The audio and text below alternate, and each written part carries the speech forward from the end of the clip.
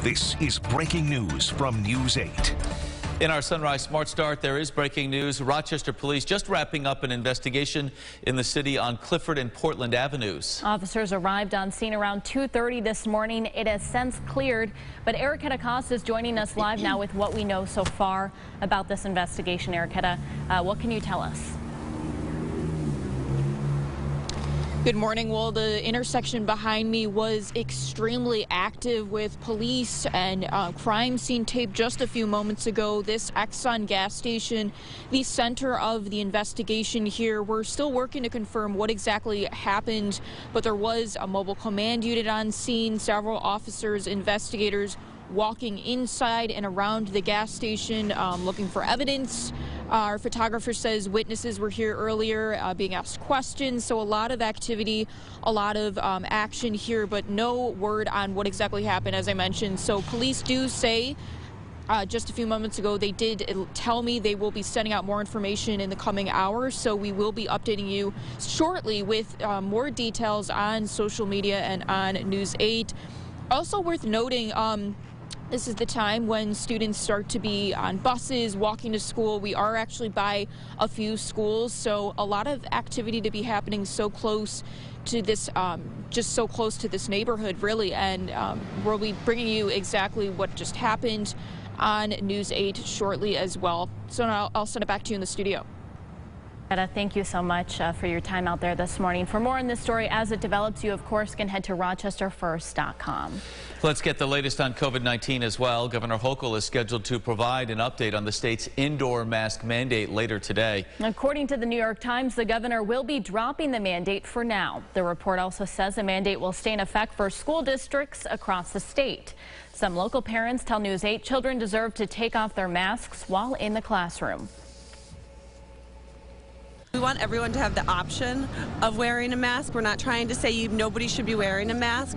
If you are more comfortable in a mask, you should absolutely wear one. But for us personally, we aren't worried about this anymore, and we want our kids to live normal, healthy, happy lives, and them not seeing faces, smiles, emotions is just heartbreaking. Some medical experts in our area are advising against lifting the mask mandates in schools, saying it's kept kids and teachers safe. Johnson & Johnson halting production of its COVID-19 vaccine after shutting down its Netherlands facility. J&J says it has millions of doses in inventory and the halt is temporary. It is the vaccine of choice for much of the developing world. Well, James, today and the following few days seem to be looking pretty nice so far according to your forecast. And we can get everywhere because we don't expect any travel issues with any snow on the way. Maybe a couple of flakes tonight and into tomorrow, but really no issues whatsoever in terms of travel and road conditions. We are cold this morning. That's a headline for you. Rochester starting off at 17. Earlier was closer to 10. That's at the airport. But otherwise, we climb up really nicely into the 40s. Look at these numbers. Albion at 44, Scottsville 45 degrees. Later today, this is probably about 2 or 3 o'clock, Canandaigua getting to 45. See some melting of all the snow down on Main Street in Canandaigua. How about Warsaw getting up to 42 later today? Mark?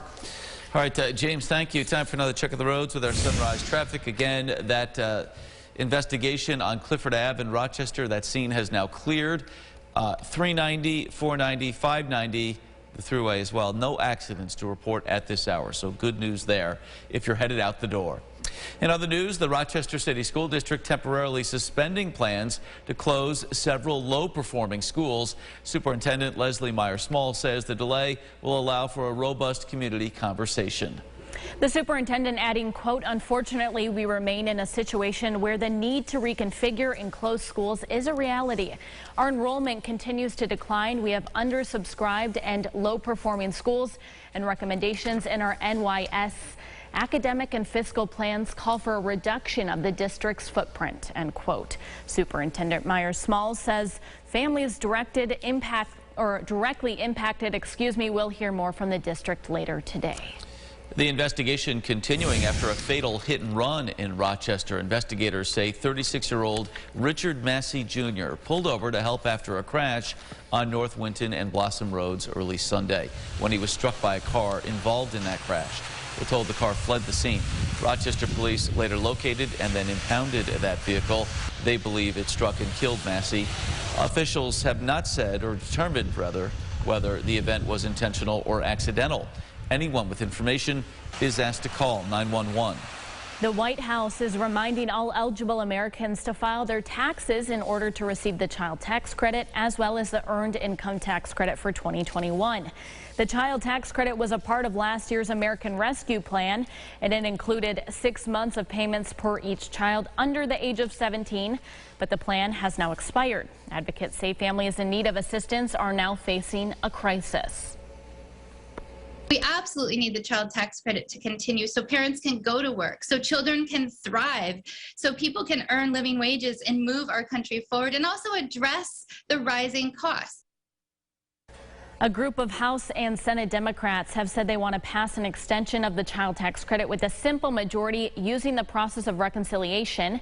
That would require the support of all 50 Senate Democrats. Well, also in Washington, the House passing a bill extending government funding through March 11th. The stopgap measure, known as a continuing resolution, must be approved now by the Senate before the president can sign it into law. A bomb threat forced Second Gentleman Doug Emhoff to cut short his visit to a Washington, D.C. school. Emhoff, the husband of Vice President Kamala Harris, was rushed from Dunbar High after the school received a threatening phone call. The building was evacuated and no explosives were found. More U.S. troops and equipment arriving in Poland as the threat of a Russian invasion of Ukraine still looms. The Pentagon says hundreds of U.S. soldiers are now stationed about 62 miles from Ukraine. NATO says Russia has more than 100,000 troops stationed at its border with Ukraine, including 30,000 in Belarus. Russia has denied its plans to invade Ukraine, but says it wants security guarantees, including no missile deployments near its borders. While the UN has ruled out defending Ukraine with military force, it has promised to use arms shipments and reinforce nearby NATO countries. Time now for the GRE Morning Business Report. The IRS is scrapping the plan for facial recognition technology. The agency wanted taxpayers to use it when they created an online account at irs.gov. Users would have to upload their ID and submit a selfie. But the idea faced backlash from privacy advocates and lawmakers. They were concerned that hackers could steal personal information. Medicare will soon cover over-the-counter COVID-19 tests. Beneficiaries will be able to get up to 8 tests per month from eligible pharmacies and other participating outlets. The policy will apply to FDA-approved tests. Currently, Medicare recipients can access free tests through covidtests.gov. Delta Airlines testing a new perk for travelers to try to speed up the boarding process. The carrier says it's trying out a pilot project allowing flyers to check their carry-on bag for free. Unlike other airlines, Delta does not have a size limit for the personal item that travelers can carry onto the plane. All right, here's what some folks will be talking about at the water cooler this morning.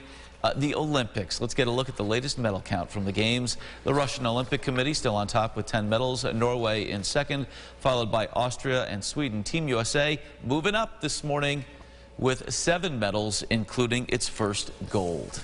Well, and they still have ways to go, quite a few days, so good luck to them. Yes. Let's get some more gold medals. Yeah, certainly. I think a lot of people may be thinking about tuning in as we get to throughout the day and throughout the next couple of days.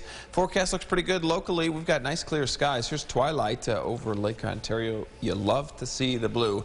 Bus stop forecast, we are starting off cold. Temperatures generally in the single digits for some in the Finger Lakes. Teens, then we climb into the 20s, 30s. I bet we get to the low 40s this afternoon. Warmth does not last long. A couple of flakes fly on Thursday, and then we'll certainly turn cooler as we get into Saturday and Sunday. So a little bit of a seesaw, but no big major storms in the 8-day forecast here.